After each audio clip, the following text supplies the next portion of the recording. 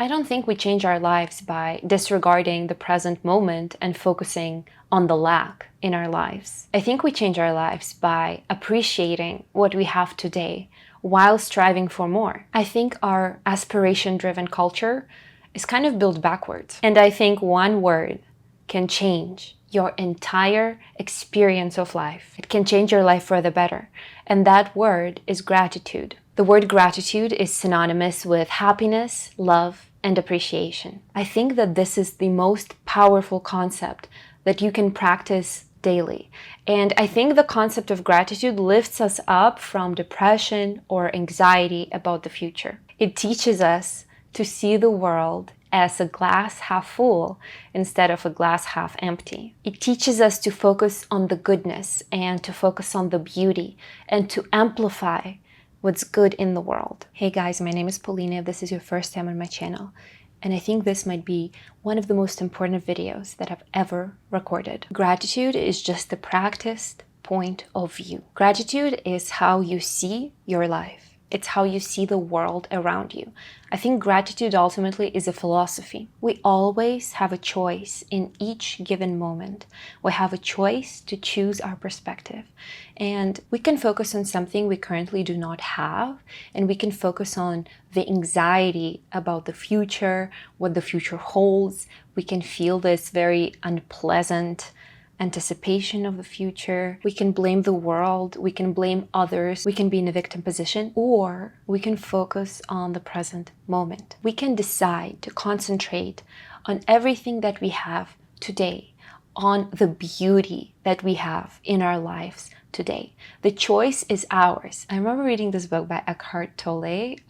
It's called The Power of Now. And the concept outlined in that book is so simple, yet so profound. It talks about how the moment we live in will never end. Like, this moment of now is truly eternal. And in this moment of now, life can be so good. We can focus on what we have right here, right now, not in the illusion of the past, not in the illusion of the future. Our attention is our spotlight, and we choose where to shine that spotlight. I think the concept of gratitude contains within itself tremendous power, because as we start to count our blessings in the now, the whole world around us will change, because ultimately each person perceives the world through their own lens. So it doesn't matter how other people see the world. What matters is how you see the world, because you have your own perception of the world. It's almost like you have your own little universe, you know, your own little reality. And you can build that lens, and you can create a very loving view of that reality. Very optimistic view, very appreciative view. The power is truly in your hands. When I realized that I choose my own reaction to the external events, I remember feeling so liberated. I remember feeling like I have so much control over my life and how my life will be unfolding from this moment onwards. Okay, let's say you started practicing this philosophy of gratitude more in your life. Why will your life change because of it? I think being grateful in the present moment is ultimately the only way to be happy. That's it. I don't think there is any other way to be happy in this life except for being grateful right now. Happiness and gratitude are both states of being, and they're synonymous. And I think we can experience happiness when we can truly appreciate life today. We don't wait for a decade for something to happen to be happy. We don't wait for some event to occur in our lives to be happy. If you don't know how to be appreciative and happy today, most likely when that external event happens in your life that you are waiting for, most likely you will dismiss it. You will dismiss it just like you're dismissing the present moment, just like you're dismissing today. So don't wait for something to feel grateful for your life. Guys, I am a very big perfectionist, and I always see the flaws around me. I always see the flaws in my life or in my character or in my behavior. I can definitely spot all of those aspects that need improvement. But I'm slowly teaching myself to embrace this new philosophy. It's okay if things aren't perfect because perfection doesn't exist. Good is better than perfect, because perfect means it's not even being done, because like I said, there's no perfection. But good means good in the now. And I can be happy with this assessment of things as good. I don't need for them to be perfect. All I'm saying is, even if you are someone perfectionistic or someone who's always dissatisfied with their lives, this can change. I'm showing myself that this can definitely change. You can be happy today without needing something external to happen. Plus, you can find so much joy in the process, so much joy as you are working towards your goals. I also think that the philosophy of gratitude helps us with little hindrances and annoyances of daily life. Like if you're stuck in traffic, I feel like you might be much calmer if you're appreciative of your life. You're not going to be like explosive. You're not going to react in this very dramatic, negative way to little things that don't necessarily go your way, because you see the bigger picture.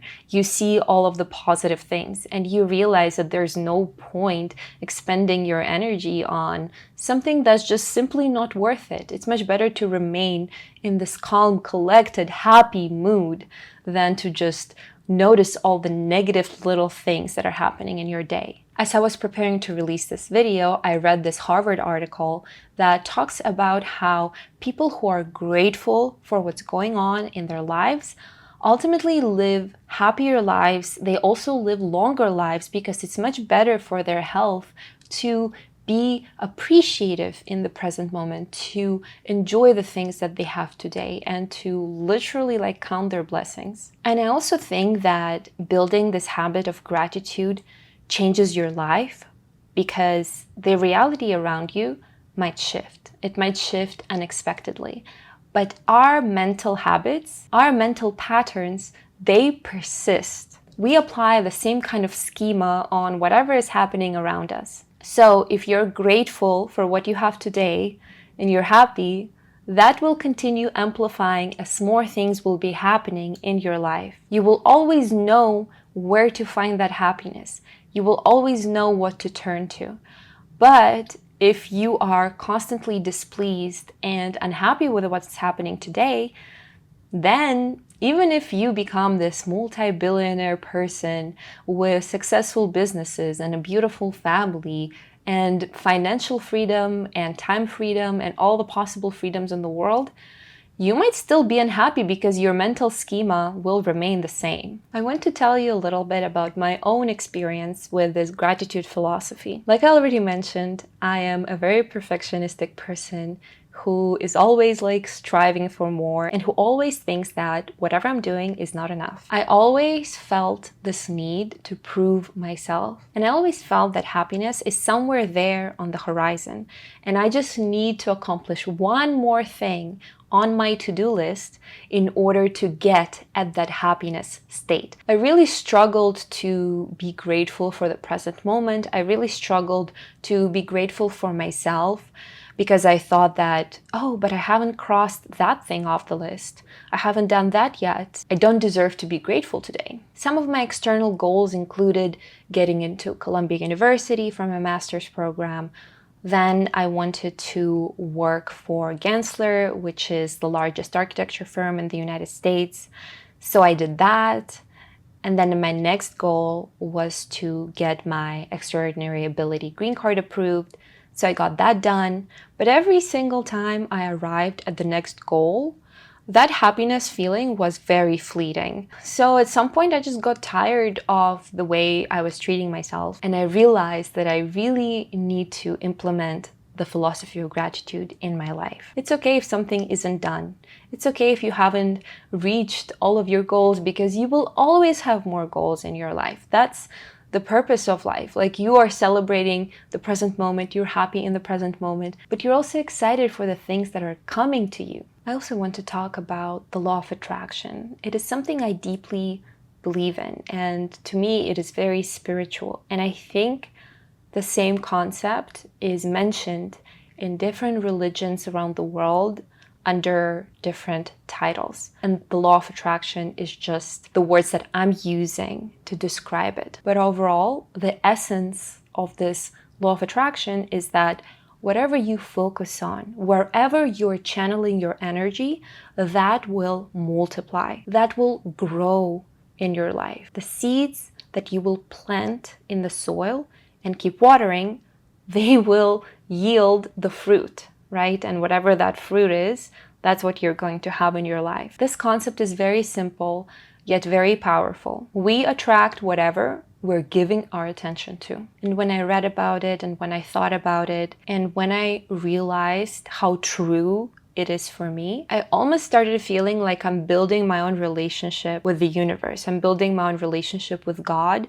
I'm building my own relationship with the external world. And I think when you have this attitude of appreciation, when you are cherishing whatever you have today, I think that will start building up, that will start getting amplified. When you say thank you for everything that you have, when you feel it in your bones, when you know that your life is good, that you've been blessed with so many things, that will start multiplying because you're channeling your focus in that direction. And I think all of us will resonate with the idea that we don't like entitled people, right? People who take things for granted, people who are not appreciative of something we are giving them.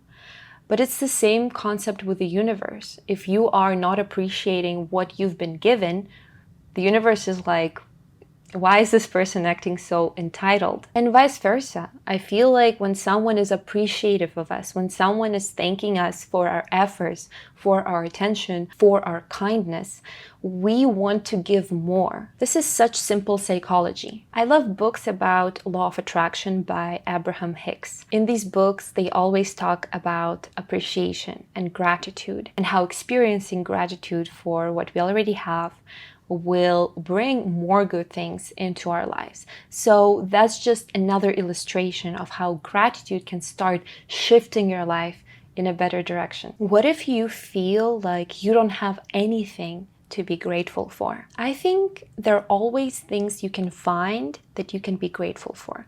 For example, having fingers, or having eyesight, or having legs that allow you to walk or run, or having a functioning body. That is a beautiful thing, right? Or having a roof over your head, having something to eat, having your parents, having your siblings, having your significant other, having friends, having other wonderful people who are supporting you. Drinking coffee in the morning, I love that one. Reading books, walking outside, being able to see the sun or the blue sky. Right now, I'm mentioning things that most of us have in a day-to-day life, and we can easily take them for granted. But I think if you just emerged on this planet today, you would be in awe of whatever is around you. You would be in awe of this world. This is a beautiful world. I ultimately think that finding things to be grateful for is a shift in your mindset. Once you start noticing things that you can appreciate, the list will start to grow. I'm sure your life is already abundant in a myriad of ways. And never forget to appreciate yourself and be grateful for yourself. Be grateful for your beauty.